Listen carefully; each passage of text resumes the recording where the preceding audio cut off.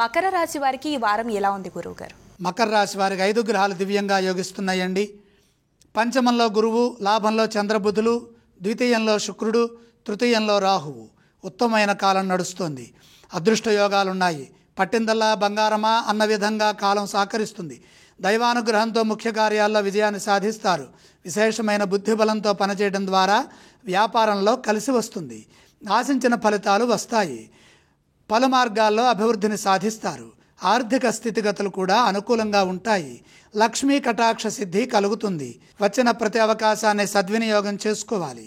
అలాగే శుభ ఫలితాలు పెరగడం కోసం నిరంతర సాధన చేయాలి. మీ ఆలోచన విధానం మీకు అదృష్టాన్ని తెచ్చిపెడుతుంది. పెట్టుబడుల రూపంలో ధనం వృద్ధి చెందుతుంది.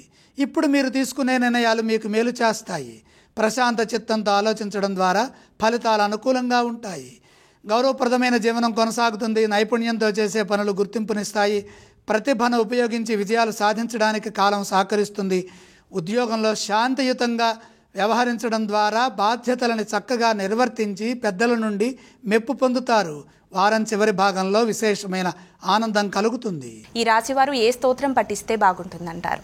మకర రాశి వారు లక్ష్మీ ధ్యానం చేయటం ఉత్తమం. ఈ రాశివారు ఏ ఆలయాన్ని సందర్శించాలి? గ్రహాలు అనుకూలిస్తున్నాయి కాబట్టి లక్ష్మీ దర్శనం మేలు చేస్తుంది. ఏవేవి దానం చేస్తే బాగుంటుంది గురువుగారు? అదృష్ట దేవతానుగ్రహ సిద్ధి కలుగుతున్న వేళ దానాలతో పని లేదు.